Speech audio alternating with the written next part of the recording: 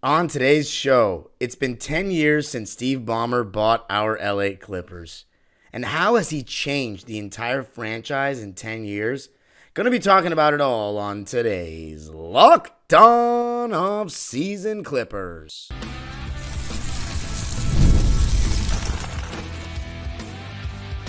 You are Locked On Clippers, your daily Los Angeles Clippers podcast, part of the Locked On Podcast Network. Your team every day.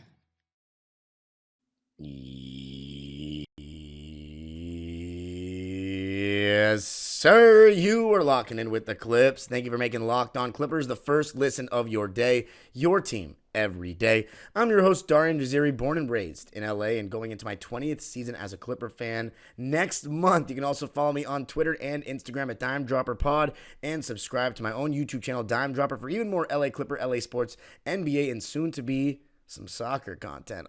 When I'm going overseas, I'm going to be going to London on Wednesday. So by the time you listen to this episode, I might be in the air. But don't worry, episodes will still be coming. And this episode is brought to you by FanDuel, America's #1 sportsbook.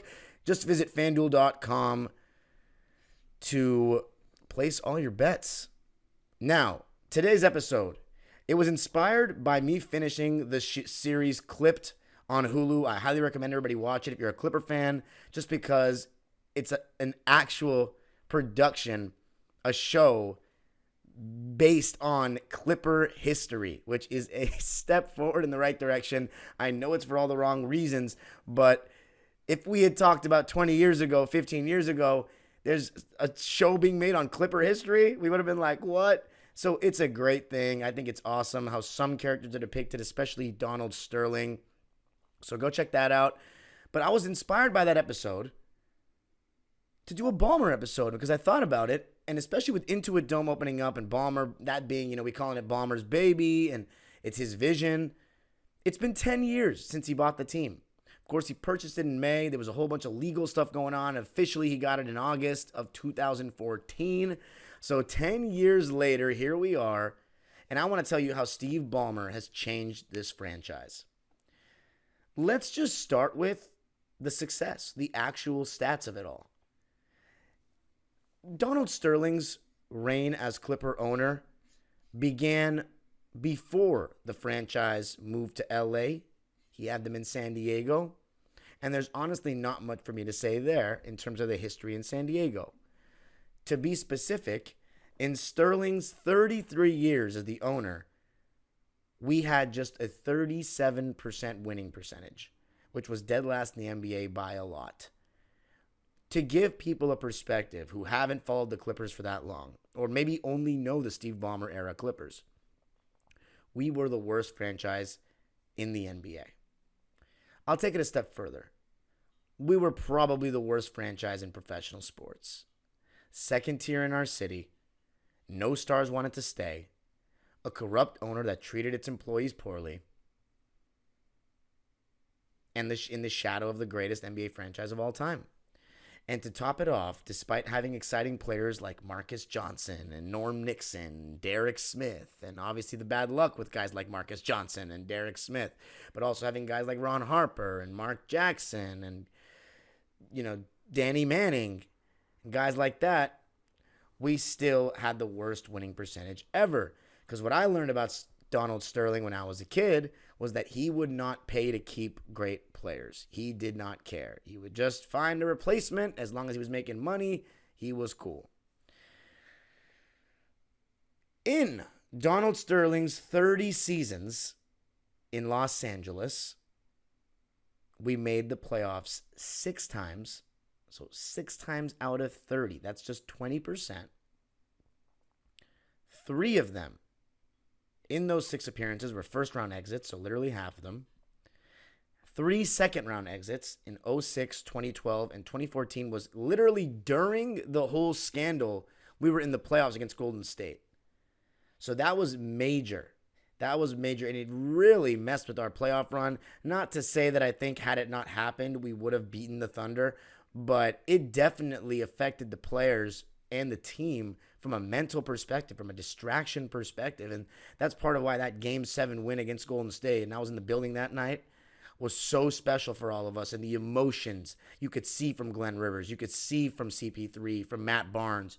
They had been through so much, and after losing to Memphis the previous year, it felt like we were back in the right direction of accomplishing something with Lob City at that time.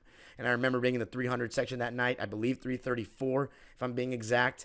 And it was the most special game I'd ever been to at the time. I mean, it was really special. If I'm not mistaken, the score was 126 to 121 Clippers over Golden State that night. But I'm going to check because you know what? I like being accurate. But point is, that was really the last year I'm going to give Sterling credit for because, yeah, it was 126, 121. I'm going to give him credit for because the next year was the first full year of Ballmer. So Ballmer's owned us for 10 years now, right? Let's look at his winning percentage. In the 10 years of Steve Ballmer, we have a 60.5 win percentage. That's about a 50-win clip. In 10 years of Steve Ballmer, we have made the playoffs 8 times. In 10 years of Steve Ballmer, we have never had a losing season. In 2015, we won 56 games. In 2016, we won 52 games. In 2017, we won 51 games. That was the start of it, right?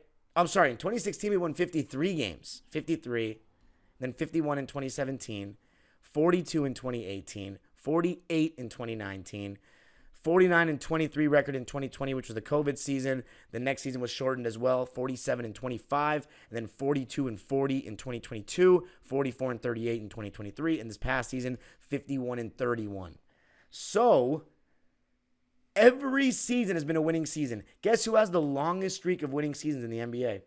The LA Clippers, which was unfathomable with Donald Sterling. We were getting made fun of in movies, Love and Basketball. Back when my dad played for the Clippers. Back when they were good, or last time they were good, Dr. J was still a nurse. Joanna Man. The Clippers won't even take you. We were made fun of in movies. And now, you know, we got guys name-dropping Clipper players in songs, you know, shouting out the Clippers in songs. I mean, it's so different how everything's changed, and it starts with the success. You have a winning season for what? That was 10 straight years. We've had 13 straight winning seasons, by the way, Clipper Nation. 13 straight. I mean, just think of how far we've come. And 8 playoff appearances in 10 years. 5 of those have been first-round exits. We already have more first-round exits under Ballmer than all of Sterling, which you might think that's kind of sad, but no, it's actually a good thing because it means we're getting to the first round. 2 second-round exits, and of course, a Western Conference Finals appearance. We've already done better with Ballmer in 10 years than 30 years of Donald Sterling. So the fact of the matter is, yeah, we haven't won a championship yet. Championships don't come overnight. But if you talk about a successful tenure, Steve Ballmer has shown that he has built a successful franchise. But coming up, I'm going to elaborate more on what it means to really be a real franchise at long last.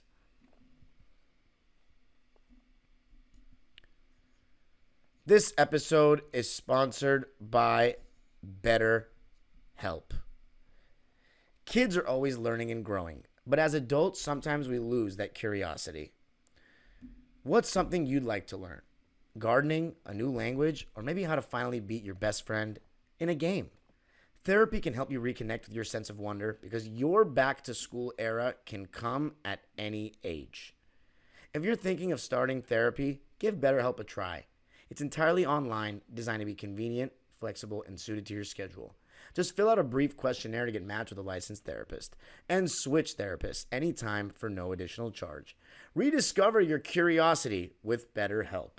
Visit BetterHelp.com/LockedOnNBA today to get 10% off your first month. That's BetterHelp, HELP.com/LockedOnNBA.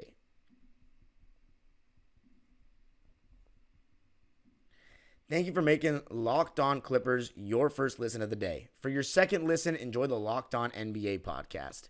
There is no offseason in the NBA, and Locked On NBA provides daily basketball analysis from national and local experts in 30 minutes or less. No one keeps you as informed and entertained as Locked On NBA. Available on YouTube or wherever you get your podcasts. Part of the Locked On Podcast Network. Your team every day. All right, so this is the biggest thing about getting Steve Ballmer, man. We have an owner that actually cares. It's like the biggest 180 in the history of American sports to me. By the way, we're not the worst franchise in NBA history anymore. We've proven that. We've accomplished the Western Conference Finals. So Charlotte Hornets, New Orleans Pelicans, I'm looking at you from above now. Memphis Teddy Bears, Memphis Grizzlies, I'm looking at you from below now. Or above. I'm looking at you from above. You have one Western Conference Finals appearance too, but you got swept. You got swept, though. So we're not taking the Grizzlies over the Clippers. No. And of course, we've been in franchise longer. I get it. Doesn't matter. I don't care. The history books say what the history books say. I say right now we're 27th in the league. Sacramento, I'll give, because of 2002, I will give them the edge. Oh, wait, Minnesota. They made it to the conference finals this year and only won one game. One game. But it was their second conference finals appearance, so might have to give them the edge. They've made it to the conference finals twice. We've only made it once. So I got to give Minnesota the edge for now. They can go back to that spot, but we're coming back and hopefully going to take over that. I don't know. Minnesota's got a good future. Anyway, point being, we're a real franchise now. We have an owner that actually wants to win, that actually cares. And that's evident from his body language on a game-to-game basis. Donald Sterling is a racist, old, disgusting excuse for a human being. A slumlord, a bumlord. Steve Ballmer is, salt of the earth. Everybody that seems to know Ballmer says he's a great guy to work with. As Brian said when he was on the show, if he fired me tomorrow, I'd still say he's a great owner and a good man. Steve has changed our lives as fans. I mean, I don't know if a fan base likes their owner as much because we know what it's like. And of course, if the Knicks got somebody to replace Dolan, one day they would feel it as well. But we have the most enthusiastic owner around. Immediately he said, we need our own place. He made changes. He wanted to market this franchise across the city. He said, you know what? Well, we are the B team. Guess what we're going to do? We're going to shove our logos in your faces around every single park and rec in the entire city. And they've done that. By the way, all those parks and recs, including ones that I volunteer at, they need to get rebranded and get our new logo on there because I'm tired of seeing that old dojo logo. But anyway, I mean, that's just community outreach. I don't, the corny slogans of the, LA our way and all that during 2020 was, kind of blew up in our faces. But you don't need slogans like that. Just seeing the Clipper logo around more, that's come with Ballmer. You've seen Go Clippers on a bus. That comes, this is Ballmer. He's changing things. And the fact that we know that we have an owner that is actually going to try to win a championship and is very competitive and, his body of work in life has shown us that. I mean, not to say, Donald Sterling was a successful man, but this is a different level. We're talking about one of the 10 richest guys in the world. Steve Ballmer, it's just, now as fans, we know that, we might actually win a championship one day. Before, it was kind of it was kind of impossible, unfathomable. Because if you don't have the investment from the owner, your franchise doesn't take off unless you get some insane strand of luck. But that's one of the biggest reasons the Knicks have been so bad for so long. It really all starts from the top in any sport. And now we have a guy that's actively trying to win, that's actively trying to get stars on this team. Let's talk about the 30 years of Sterling. We had Bill Walton, we had Norm Nixon, we had Marcus Johnson, and these guys, a lot of them got hurt. And I'm just talking about the LA era. Danny Manning, young Ron Harper, Mark Jackson, Elton Brand, and then we got, CP3 and Blake. And then since then, we have had Kawhi, Paul George, James Harden, Russell Westbrook. We've also brought in guys with big names like John Wall and DeMarcus Cousins and Rondo, guys that, back in the day, these players wouldn't even meet with the Clippers. They wouldn't even consider us. The fact that we got Kawhi Leonard, that was the biggest moment where I was like, yo, things have really changed. A star chose us over the Lakers. I think there's no bigger symbolic moment than how different the Clippers are now versus then than that. Kawhi Leonard choosing us. Doesn't matter that we haven't won a championship. It's like, I mean, of course it does, but in the terms of this conversation, it does not. Because that would have never happened under Sterling. He would have never even taken a meeting with us. I remember LeBron, was considering the Clippers in his list in 2010, but I knew we weren't going to get him because we didn't have a good owner. Because here's the thing. The fact that you attract no stars just because you're in the same city as the Lakers isn't an excuse. You're still in LA. That's better than a lot of other places. And you still couldn't get anybody because you were weird. The way he treated players too, like very, old, kind of slave owner type mentality from what I've heard and what we've, that's what I'm saying. The clip showed us a good job of kind of depicting this, the awkwardness, him coming into the locker room with his friends where guys are like showering and trying to decompress after a game. Like Sean Livingston talked about that on All the Smoke. It's just, the guy was just a scumbag.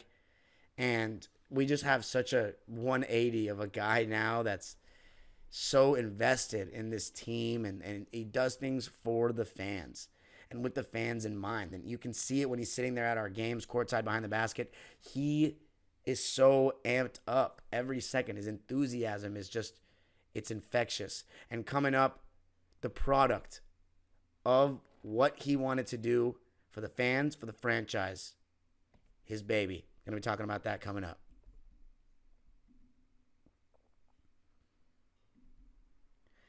I got to tell you a little something about FanDuel. You've heard us talk a lot about it. It's America's #1 sportsbook. But we have something a little different for you. Now through September 22nd, all FanDuel customers can bet $5 and get a 3-week free trial of NFL Sunday Ticket from YouTube and YouTube TV.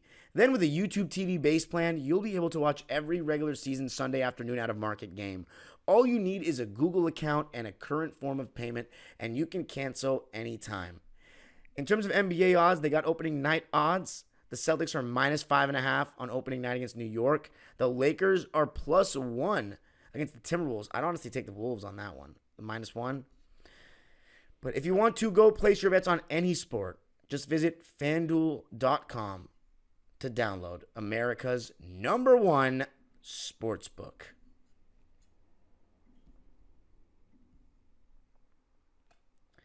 All right, so talking about the way Steve Ballmer has completely changed this franchise in 10 years. Yeah, we haven't reached the ultimate goal of a championship, but I think I'm confident now that it'll come one day. I legitimately thought that I would die without seeing a ring when we had Sterling. I'm dead serious. And, he would have to die or sell the team before I saw a ring. Let's put it that way, because I'm going to live longer than Sterling.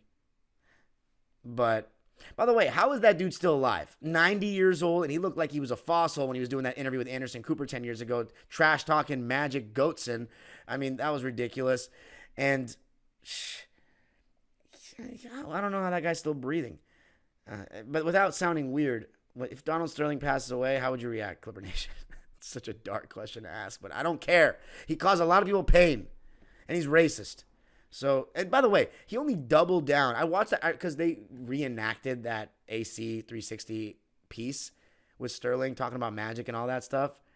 And so I went back and watched the original. And he literally doubled down on everything. He just further confirmed how much of a weirdo he was. So as far as Ballmer's, the product to me of everything Ballmer wants, the Intuit Dome. And here it is. After 10 years, we saw what Ballmer wanted. He said, I don't want to be third priority. I'm a tycoon. I need to have my own schedule. I need to make my own rules. Have my own house. He said, Inglewood, you got room for another stadium? Let me just buy the Forum and ensure that there's no discussion about it. Steve, this building is just, I never envisioned as a Clipper fan, and I talked about this with Brian when he came on, I never envisioned the Clippers having their own stadium. My stadium visions as a kid were, where can we put at football stadium when we get a football team finally and NFL returns to LA and I get to experience what it's like to be a football fan. That was my dream as a stadium.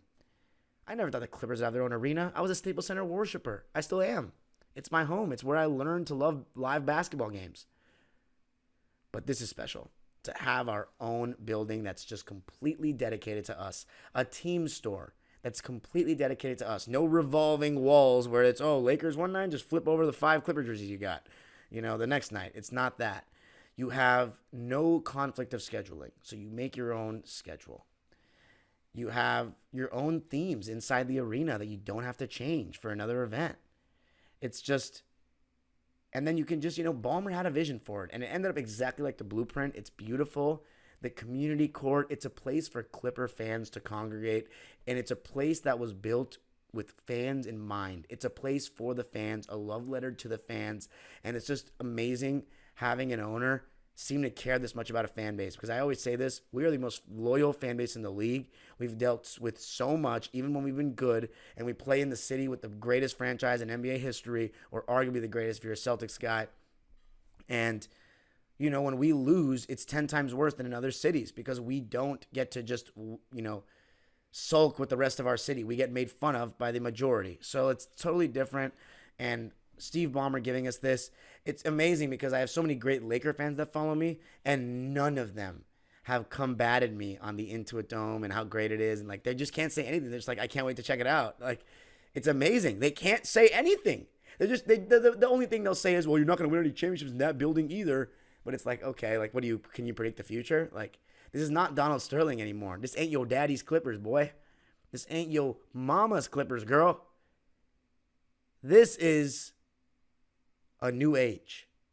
And Steve Ballmer has changed a lot in 10 years.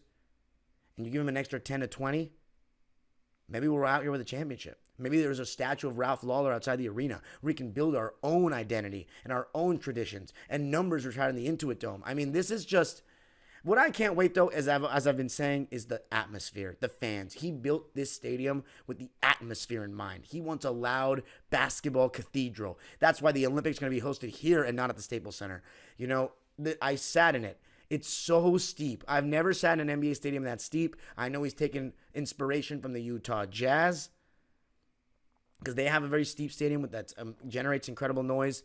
And, having your fans right on top of the other. I hope, there's going to be some bad falls, though. Let me just say that. Fair warning.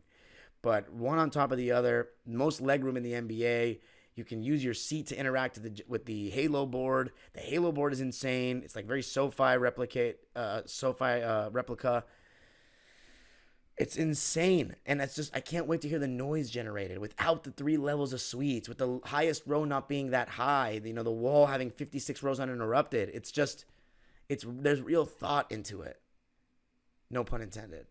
High school jerseys of the entire state around. I mean, this is just, Steve Ballmer's just the GOAT. I know I don't want to, put this vision in people's heads because it gets us all excited and giddy, but imagine a championship podium and Steve Ballmer grabs that Larry O.B., gets on that mic. I know everybody always likes to say, we don't want to hear from the owners first. Yeah, we have a bunch of incredible athletes just won a championship and a white man is speaking on stage. And I get that.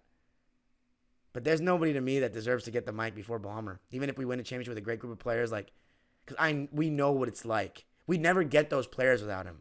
So, and to me, and just could you imagine winning a championship? This is pretty cool. Imagine him saying that again after winning a chip. Oh my God, the memes. I would have my life would just be complete. I don't even know what I'd do after that. Get married, have kids, I guess. I don't know. In my own mind, I already had a wife and kids when the Clippers won a championship. But, man, predicting the future is not my steez, as everybody knows. Steve Ballmer, you have changed everything. I'm very appreciative as a fan. We all should be appreciative as fans. You've built a palace for us, and I can't wait for this first season. You're going to have every single game and every single experience tied with this arena right here on Locked On Clippers. And, of course, my own channel, Dime Dropper, where you'll be getting even more exclusive content on game experiences and all that stuff. So just make sure you subscribe to both channels. Can we get to 6K subscribers on Locked On Clippers by the start of the season? Can we do that? And then maybe 11K on Dime Dropper? We'll see. Remember, you can also listen to this podcast wherever you get your podcasts on audio. If you can't watch the video, it's always audio for you. So let me know what you think of the episode. Let me know what you think of Steve Ballmer. And anything I asked in the episode, even that dark Donald Sterling question. Anyway, you can follow me on Twitter and Instagram at DimeDropperPod. Subscribe, as I always say. And of course, the age-old proverb continues, go Clippers. The next time you probably see, I'll have one more episode with this background, and then I'm going to be at some weird place in London. So peace and go Clippers.